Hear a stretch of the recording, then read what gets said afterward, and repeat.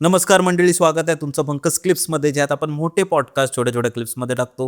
ही story तुम्ही नक्की enjoy कराल, पण त्याआधी सबस्क्राईब करायला विसरू नका. तो स्लीप पॅरालिसिसचा पण एक एक्सपिरियन्स होता. हां, तो माझा नाही आहे, माझ्या एका मित्राचा आहे. तो कसा तो थोडा एजेड आहे. एजेड म्हणजे किती 45 वगैरे असेल. आम्ही ट्रक ड्रायव्हिंग म्हणजे ते फुल टाईम त्याच्यामध्येच आहेत. अच्छा, तर गाडी चालवतात. हां. तर त्या लोकांनी लोखंड भरला होता तुर्बा स्क्रॅप यार्डवरनं, नाही तळोजामधनं. तळोजाला आहे ना ते, तळोजावरनं लोखंड भरला होता.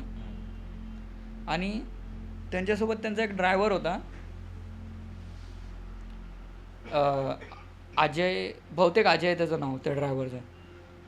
त्यांनी रात्रीच्या टायमाला प्रवास सुरू केला. मला वाटतं धनतेरस असेल तो दिवस, दिवाळीचा धनतेरसचा दिवस होता तो. त्या लोकांनी रात्रीचा प्रवास चालू केला आणि तिथून त्यांना म्हणजे झोप यायला लागली की बाबा आता तू गाडी चालव.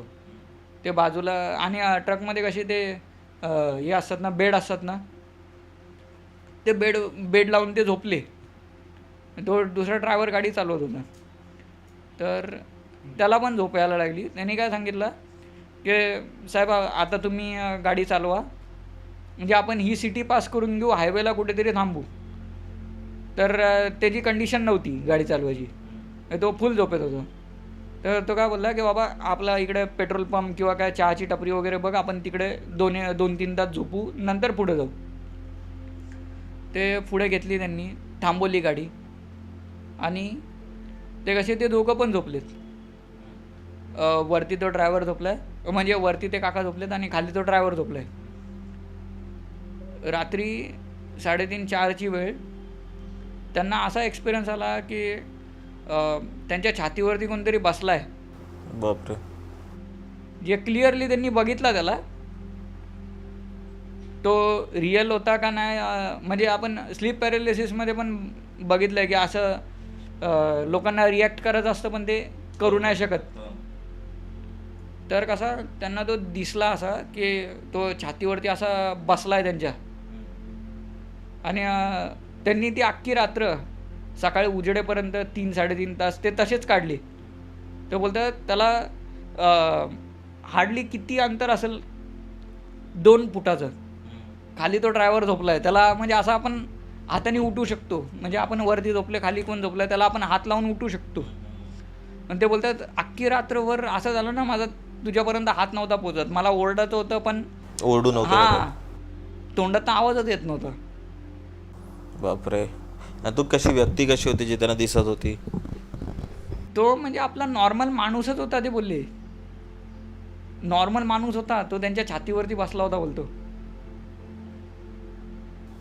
आणि ते खूप जणांना अनुभव येतात. आता माहिती नाही, ते त्यांचे मनाचे खेळ असू शकतात किंवा काही, किंवा खरोखर, किंवा ते हायवेवर जात होते, काहीतरी मागे लागलं असेल किंवा काय माहिती नाही. आणि मग तू केरळाचं गेस्ट हाऊसची कोणती स्टोरी सांगत होती? हां, केरळाचं कसं, मी एक मशीन मागवली होती तिथनं, ड्रम रोस्टर. तर कसं त्यांनी मला ती रेडीमेड नको होती, मला माझ्या टाईपनी मॉडिफाय करून हवी होती. म्हणून एकदा मी, माझे 2 मित्र होते, आम्ही 3 जण केरळाला गेलो त्याच्यासाठी. त्या कंपनीचं नाव असेल, कंपनीचं नाव आता मला आठवत नाही, कारण की त्याला पण बरंच टाईम झाला, 4-5 वर्ष झाली असतील. आम्ही केरळाला गेलो आणि त्यांनी आम्हाला पिक करायसाठी कार पाठवली होती. त्याचा मेन स्टेशन त्रिसूरमध्ये आम्ही उतरलो पहिले. त्रिसूर रेल्वे स्टेशनपासून त्याची कंपनी समवेअर अराऊंड 35 किलोमीटर होती, म्हणजे ठाणा ते पनवेल एवढा अंतर होता. आम्ही गेलो, सगळं फायनल वगैरे केलं, त्याला पेमेंट केला. त्यानंतर बोला आता राहणार कुठे, दुसऱ्या दिवशीची ट्रेन होती. तर त्यांनी आम्हाला काय सांगितलं की तुम्ही गेस्ट हाऊसमध्ये राहू शकता, पाठीमागच आहे. गेस्ट हाऊसमध्ये आम्ही गेलो. त्याचा बघतो मी नंतर फोटो पण असेल मला वाटतं त्याचा. मला एकदम निगेटिव्ह वाईब आली तिकडनं की बाबा हे काय बरोबर नाही. कारण की 15 रूमचं गेस्ट हाऊस, तिकडे आम्ही तिघंच. नंतर तो एक जण आला, केअरटेकर होता म्हणजे त्या हा जागेचा. तो आला, त्याने आम्हाला जेवणाचं वगैरे विचारलं. तर त्याने बोलला की रात्रीच्या टायमाला इकडे काय भेटत नाही, एक तर आउटसाईड एरिया होता, त्यामुळे बोलतं की अंडा राईस वगैरे भेटेल तुम्हाला, तर बाकी नाही काय भेटणार. तो बोलला ठीक आहे, तेवढं तर तेवढं म्हणजे काय खायला तरी होईल. मग त्याला आम्ही ऑर्डर वगैरे दिली. आम्ही त्या गेस्ट हाऊसमध्ये आंघोळ वगैरे केली, झोपायची तयारी. आणि बघतो तर काय, तो केअरटेकर जो होता तो तिकडे न राहता दुसरीकडं भाड्याने राहत होता. बोला हा काय प्रकार आहे, इकडे एवढे 15चे 15 रूम खाली आहेत, ह्याला इकडे राहायला काय, हा याच्या फॅमिलीला घेऊन बाजूला का राहतोय. तर नंतर कसा तिकडे मुंग्या वगैरे भरपूर होत्या, तो जंगल एरिया ना. माझ्या एका मित्राला कसं याचा खूप हे आहे, त्याला लगेच समजतं की इकडे काय काय नाही काहीतरी आहे, जे ते नॅचरली आहे का काय, त्याला पटकन कॅच करतो की बाई इकडे थांबायचं नाही, इकडे अशी गोष्ट आहे.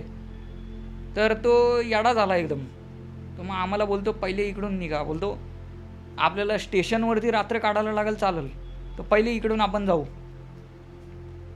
बोलो ह्याला एकाएकी काय झालं, बोललो जसं अंधार पडायला लागला तसा येण्यासारखा का करतोय. तो बोलतो नाही, पहिले बोलतो इकडून निघा, मी तुम्हाला सांगतो काय आहे ते. पहिले बोलतो इकडून निघा. आम्ही तिकडनं मग हॉटेल बुक केला, रेल्वे स्टेशनच्या बाजूलाच, ते स्वस्तातले भेटतात ना. बोला आपल्याला एक रात्रीचा तर प्रश्न आहे, दुसऱ्या दिवशी तर आपल्याला रिटर्न जायचं आहे. हॉटेल बुक केला, तिकडे गेलो आम्ही, राहिलो. त्यानंतर रिटर्न येताना ट्रेनमध्ये त्यांनी आम्हाला सांगितलं की बाबा असं आहे तिकडं, म्हणजे काहीतरी त्याला दिसलं होतं तिकडे त्या गेस्ट हाऊसमध्ये. त्यामुळे तो बोलला की बाबा याची आपल्याला परीक्षा नाही घ्यायची, म्हणून इथून निघा. काय होतं मग तुम्हाला समजलं की त्याला काय दिसलं? काय नाही, त्यांनी काय डिस्क्लोजच नाही केलं. तो फक्त एवढा बोलला की बाबा काहीतरी भयानक आहे इकडे थांबवायचं नाही. मंडळी, जर तुम्हाला ही स्टोरी आवडली असेल तर डिस्क्रिप्शनमध्ये आम्ही पूर्ण एपिसोडची लिंक टाकलेली आहे, तो चेकआउट करायला विसरू नका. त्यात अशाच प्रकारच्या भरपूर स्टोरीज अवेलेबल आहेत, आणि सबस्क्राईब करायला विसरू नका.